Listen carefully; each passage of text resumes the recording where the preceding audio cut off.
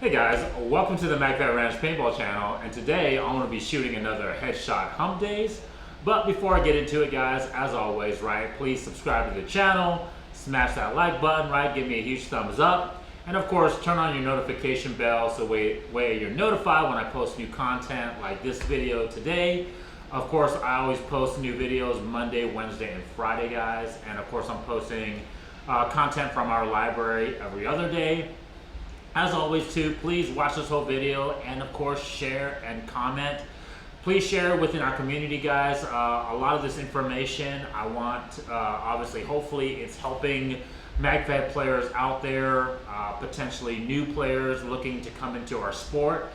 So that way they're able to start, you know, with their, for lack of better words, start running right, instead of having to figure out all the things that us, you know, longtime players, experienced players have gone through and kind of dealt with all the different hardships of learning with what works and what doesn't work. So yeah, please share it guys. And of course, please comment, ask questions, reactions. I love them all guys. I love discussing, debating with it on you guys, and obviously just discussing it in general.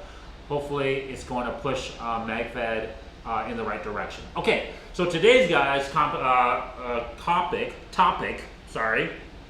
is something on that line, and it is feet per second, or FPS, right?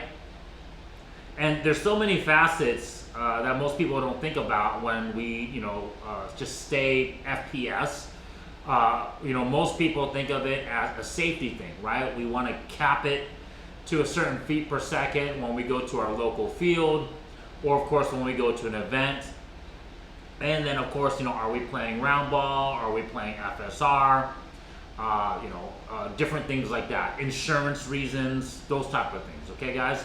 And so yes, I want to touch on that, but also I want to touch on the potential aspect of it affecting, dictating our gameplay.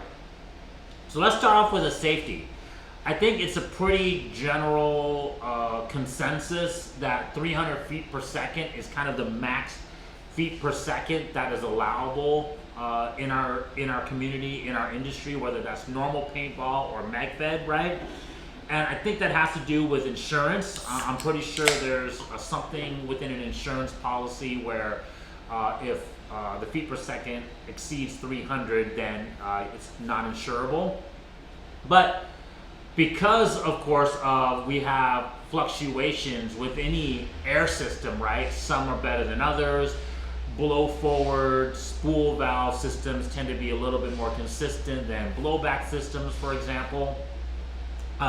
Typically you'll see a lot of fields set that at 290, and then you'll see some fields even set it at 280 just to play, to give a fudge factor, especially when we're talking about FSR usage.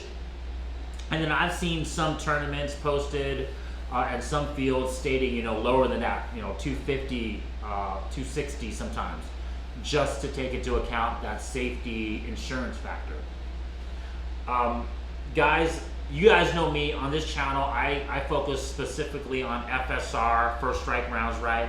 And I really think that's what we need to use as our standardized Magfed ammunition. So that's kind of what this conversation is going to be about moving forward, is strictly FSR and how it's going to obviously affect the FPS, and how that FPS can affect or dictate or maybe add some nuance in this hypothetical gameplay that I think we should be trying to push moving forward. Okay, so that's kind of the safety insurance kind of disclaimers out of the way, right? So I propose, based upon kind of that information and kind of what the stigma around FSR is within the industry still, right? People, you know, there's still some people out there that believe FSR is dangerous, that it's going to hurt more. Guys, this has been debunked many times with videos, with actual hard test data. If you're using normal FSR, right, nothing doctored, and if you shoot up to 300 feet per second, it's not going to hurt any different than a round ball shot at that distance, you know, at the same distance, if it's achieving the same feet per second. Now that's kind of where that last statement I said, that's kind of where the disclaimer is, because the thing about FSR, because it spirals, right, because it stabilizes, it maintains its velocity over a longer distance, hence why it can travel a longer distance.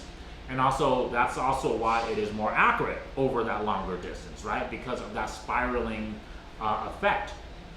But if you weigh a round ball versus a first strike round, right? So the mass of the round, it's roughly the same. I think the first strike is maybe several grams more than a regular paintball, but we're talking fractions of a gram here. You know, we're talking point something something of a gram versus, actual whole grams or ounces.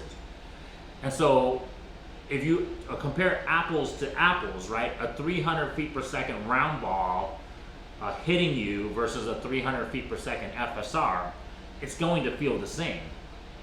The difference is when you start going to further distances, because the FSR maintains a speed. Let's say at 40 yards, the FSR is traveling, still 220, 230 feet per second, versus a round ball at 40 yards is pretty much at the end of its traveling distance, right? So it might be only going 100 and something feet per second at that point. Of course, the FSR traveling faster is going to hit harder. Okay, so what should we cap our FPS limit to? I think 280 for our gameplay, I think, is a good number, guys. And I think we should, of course, give it a buffer, right?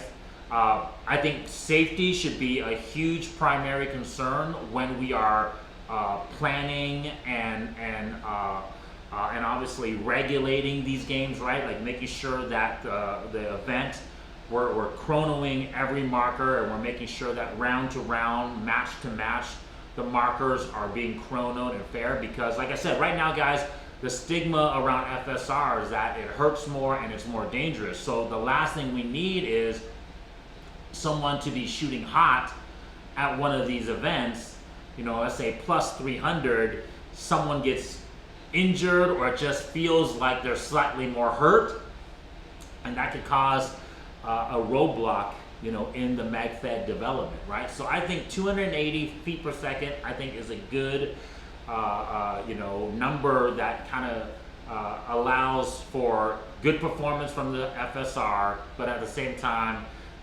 make everyone feel safe that FSR is not going to be hurting or dangerous, right? And then, of course, like I said, have like a buffer plus or minus, maybe have it plus or minus 5 or plus or minus 10, meaning, let's say you go to an event, you're chronoing your FSR Magfed marker, and your marker, shoots 285 feet per second out of a 3-shot test or a 5-shot test, right? It averages out to 285.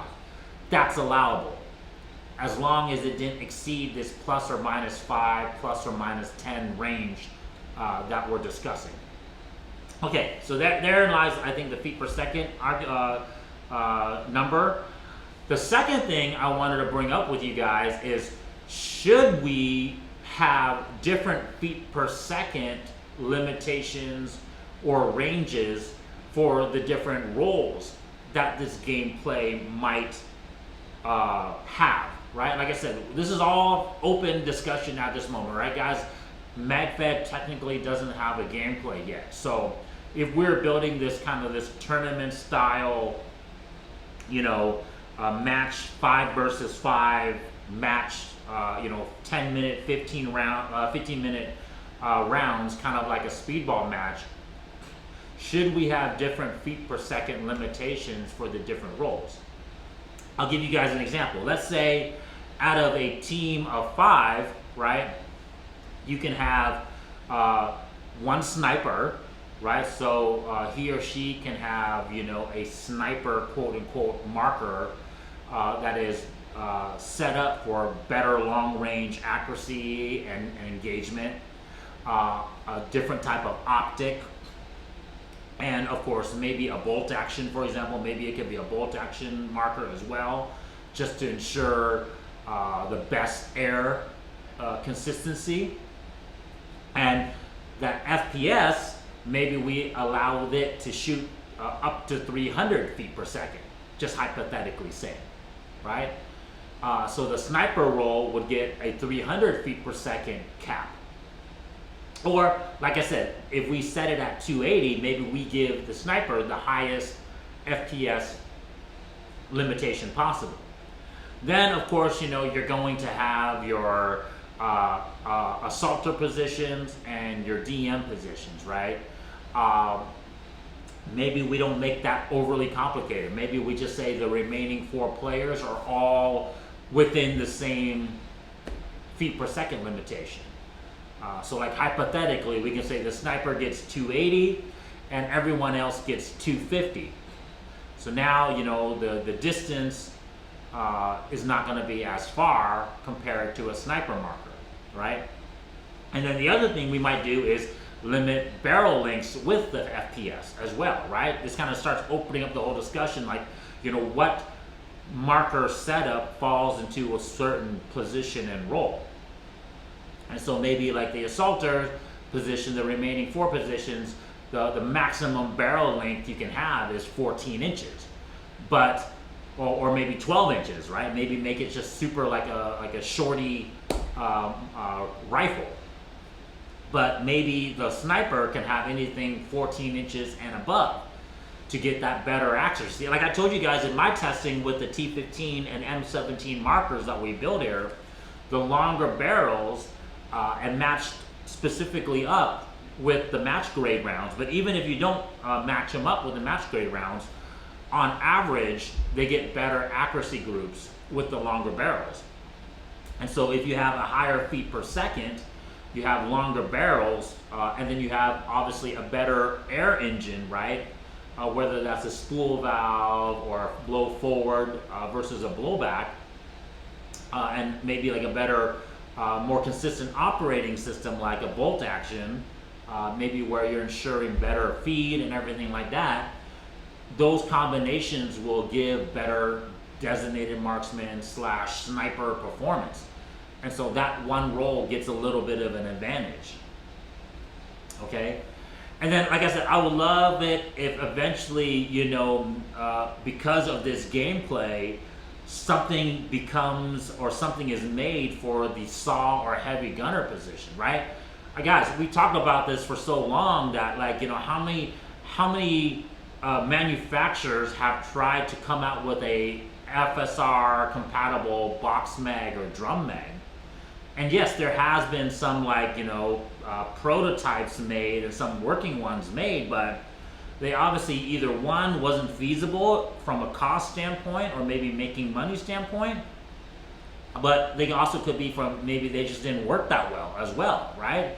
Because you would think if something worked well, like the box mags, for example, with round ball, they work well. I have had great experience with them. They would sell. People would buy them.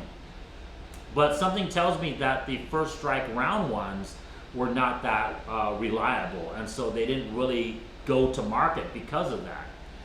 But because of this gameplay that we would be making and building, there's an opportunity now for manufacturers or innovative people within the Magfed community to 3D print one, build one, and market it to the community. And so now you can have this heavy gunner saw position with, let's say, maybe like a 40 round or 50 round box mag, drum mag, versus just your standard 20 round FSR mag. And let's say maybe we limit their feet per second to even a lower feet per second, because now they have the, in essence, volume of fire, right? The support, the suppressive firepower capability, but then we kind of lessen their accuracy and lessen their range by limiting them to a lower feet per second of, let's say, maybe 225 or 230, right? So let's say in this hypothetical gameplay, if 280 was the max, we give that to the sniper.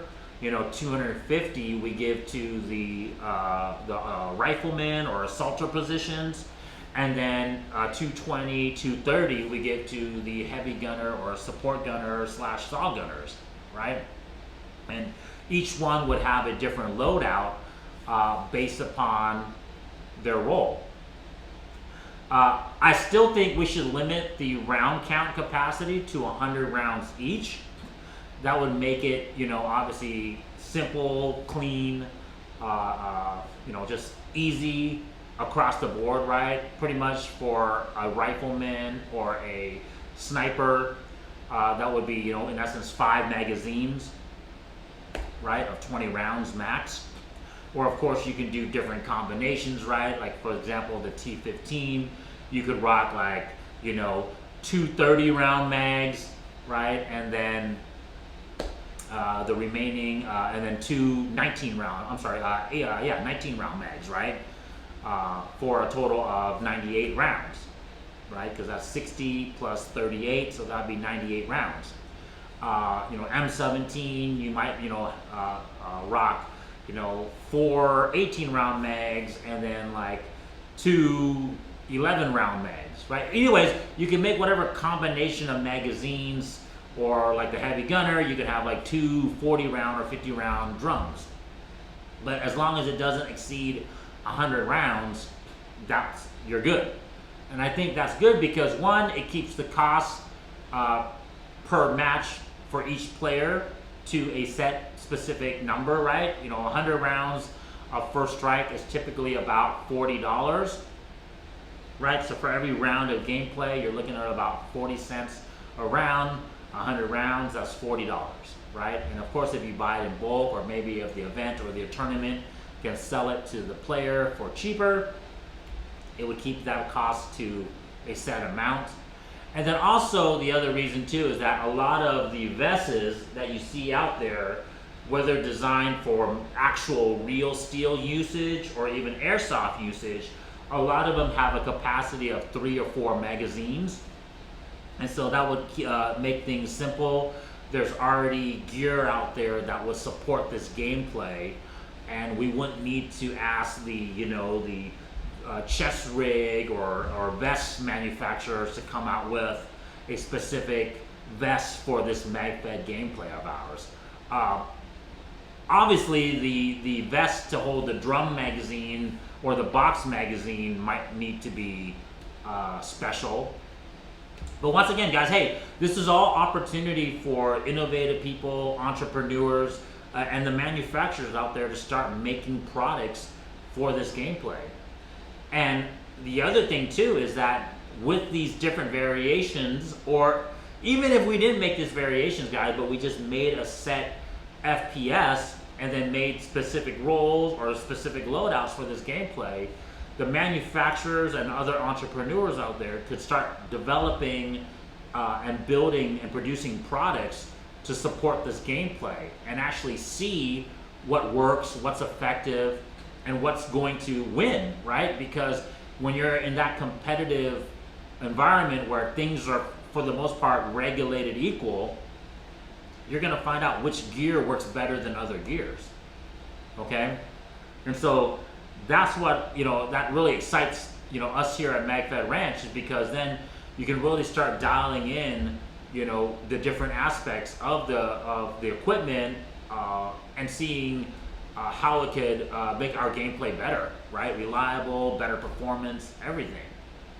Okay, so yeah, FPS, when it concerns with this gameplay, guys, what do you guys think? Should we regulate it to 1 FPS, right? That's 280, 290, whatever that number is, so that way it not only, insurance friendly, but also maybe give us different position and role capability depending on the FPS. Or like I said, or would you guys like to just to see a standardized one? Guys, let me know what you guys think in the comments, right? Talk about it, share it. Let's try to get this thing going for the Magfed, sport and community moving forward. Love you guys as always. Check you guys next time. Peace.